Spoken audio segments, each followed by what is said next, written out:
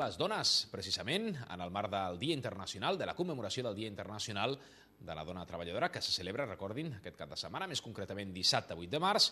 Des del Partit Popular de Sabadell han volgut donar suport a aquesta causa en diferents accions per lluitar contra les desigualtats entre dones i homes. Un aspecte que volen millorar és la desigualtat salarial que actualment, diuen, existeix entre homes i dones. D'aquesta manera, els populars proposen reforçar la vigilància de les empreses i totes aquelles que discriminin a la dona per la seva condició sexual no ho puguin fer. De la mateixa forma, volen posar en marxa mesures per a aquelles dones que acaben de ser mares i es volen incorporar, accedir al mercat novament laboral. Així mateix proposen que totes les mares que vulguin portar els seus fills a la guarderia ho puguin fer per llei i de forma gratuïta.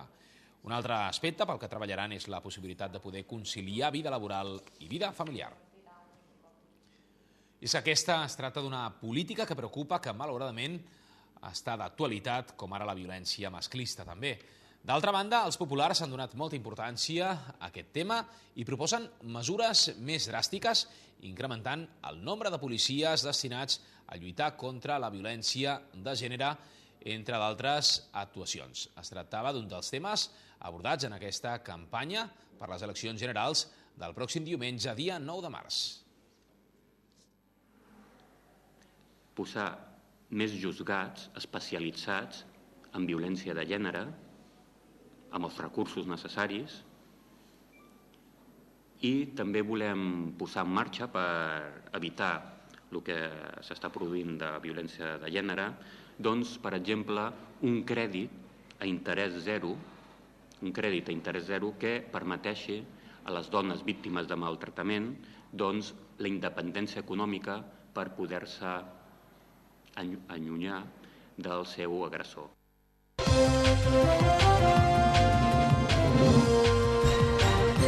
Canviem radicalment de tema. El vent i el fred també han arribat a Catalunya. Un temporal de vent i de neu han entrat amb força al Principat, mentre a les comarques de Lleida, la neu més important de la temporada, ha deixat algunes carreteres de muntanya tallades. El vent ha afectat sobretot a les comarques de Barcelona, Girona i les Terres de l'Ebre. De fet, els bombers han hagut de fer unes 160 sortides per caiguda d'arbres o marquesines, ja que hi ha hagut ràfegues de vent de fins a 180 km per hora. Tot i el temporal, segueix sense ploure a gran part de Catalunya. El Centre d'Emergències de la Generalitat assegura que en les properes hores les nevades al Pirineu seran contínues i ha establert la cota de neu als 400 metres. A la resta de Catalunya el vent ha bufat amb força i ha contribuït a que la sensació de fred sigui més notable. Bufandes i motos caigudes eren les conseqüències de ràfegues de fins a 180 km per hora. Precisament a causa del vent aquest migdia ha caigut una catenària entre les estacions de Sant Andreu Arenal i Montcada Bifurcació, provocant un tall a les línies i problemes en el subministrament elèctric. Jo trobo perillós el vent per les motos perquè m'imagino, potser les que pesen més no, però aquestes és que si t'adona l'aire se te l'emporta i ja t'he dit, l'únic que pots fer és mirar cap als dos costats, a veure qui ve darrere i si s'ha adonat del que t'està passant. Forro polar, avui no porto el pijama baix, però hi ha dies que el portaré si segueix aquest fred. Tot i el temporal, segueix sense ploure a gran part de Catalunya. A Reus, per evitar ensurts, s'ha prohibit fer cap mena de foc a menys de 500 metres de terrenys forestals. La desacceleració econòmica també s'està fent sentir, en aquest cas en el sector de turisme. Des de l'Associació Catalana d'Agències de Viatges s'alerta que els seus beneficis han crescut 2 punts menys que en relació a l'exercici corresponent a l'any 2006, però constaten que es continua viatjant. Això sí, menys dies i més barat. En aquest sentit, l'Associació Catalana de Viatges reclama un paper més actiu de la societat catalana. Pel que fa més concretament a l'aeroport, lamenta la manca d'interès pel que consideren d'Ibèria per l'aeroport del Prat. L'Associació creu que una possible compra d'Spanair podria perjudicar el paper de la T-Sud com a aeroport intercontinental. Ara que l'alta velocitat ja ha arribat a Barcelona, el sector mira cap a l'altra infraestructura important per la bona salut del turisme, l'aeroport. L'Associació Catalana d'Agències de Viatges ha lamentat la manca d'interès d'Ibèria per al Prat i creu que una possible compra d'Spanair podria perjudicar el paper de la T-Sud com a aeroport intercontinental. Per això reclama un paper més actiu de la societat catalana. Creiem que Barcelona té futur, però tots han de jugar el paper que pertoca per donar-li aquesta volada a l'aeroport. És a dir, una inversió necessària com la tenim, la terminal, però ara a l'hora d'assignar slot, a l'hora d'assignar companyies, a l'hora de buscar, mirem si el que volem tindre és una ciutat interconnectada, que ja estem a Europa, o volem vols transoceànics que tenim poc. Aquest any, com a novetat, la CAP oferirà suport legal als clients en cas de pèrdua de maletes o incidències en els vols com les cancel·lacions o els overbookings. Cultura, canviant de tema, l'Escola Pia de Sabadell ofereix en el seu recinte una exposició gràfica creada pels que l'any passat van ser els alumnes de segon de batxillerat. La mostra, que es titula Viatge a Mauthausen 2007, té per tema l'estada dels estudiants en aquest camp de concentració. Pia de Sabadell s'hi pot visitar fins a Setmana Santa una exposició que narra l'experiència d'un grup d'alumnes que van visitar el camp de concentració de Mauthausen.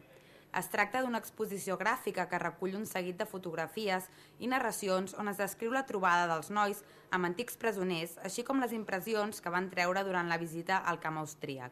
Imatges com aquestes són les que podem veure en l'exposició del viatge a Mauthausen que els alumnes de segon de batxillerat de l'Escola Pia de Sabadell van realitzar el passat any.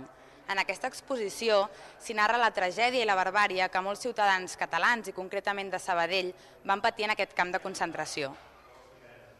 Cambres de gas, barracons i uniformes de presos són objecte d'algunes de les fotografies. A més, aquestes es complementen amb l'explicació d'un dels exalumnes que va participar en el viatge, així com la de David Serrano, professor de Filologia Catalana de la Universitat Oberta de Catalunya. Aquesta exposició és el fruit d'una aventura acadèmica del tot improvisada i que es va dur a terme gràcies a l'interès dels alumnes pel tema de l'Holocaust. Bé, tot va començar per la lectura del Keller Reig, un llibre obligatori al batxillerat, en aquest cas és literatura catalana, i bé, vam llegir aquest llibre i vam començar com mig en broma, podem anar al camp, no sé què, ens explicaven totes les barbàries i tot, i al final ens vam animar, vam aconseguir un hotel i vam anar el dia justament que es commemoraven els 61 anys o així de l'alliberació. I bé, vam arribar allà i vam comprovar de primera mà tot el que el llibre explicava. Que en el llibre sembla com fantasia, però arribes allà i realment els supervivents t'ho expliquen i tot i és dur, és dur. En el seu moment i després de rebre la proposta d'aquests alumnes, el Ministeri d'Afers Exteriors va ajudar a promoure aquest viatge, que d'altra banda va rebre una subvenció municipal per valor de 3.000 euros. L'exposició, a banda de recollir imatges i objectes del camp de concentració, es complementa amb una xerrada i una projecció pels visitants. A més, també està previst que es munti un vídeo i que s'editi un número especial a la revista sabadellenca Quadern.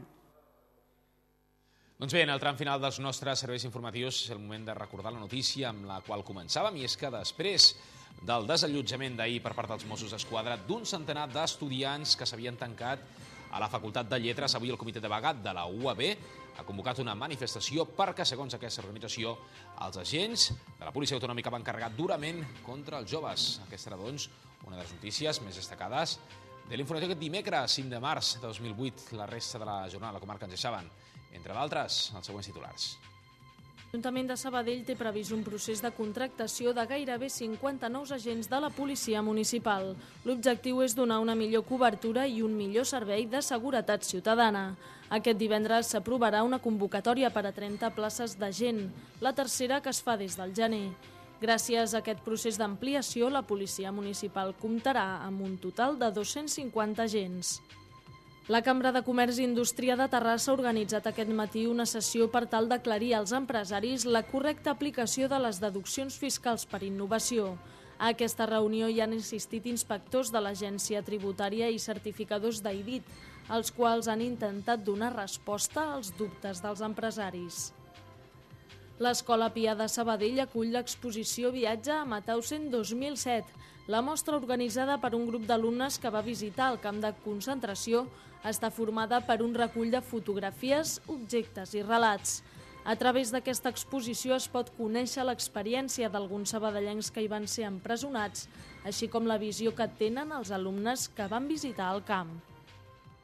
I amb els titulars acabem. Recordin que demà tenen aquí una cita amb Canal Català Vallès amb els serveis informatius, com sempre, a partir dels 4:15 del vespre. Molt bona nit i fins demà.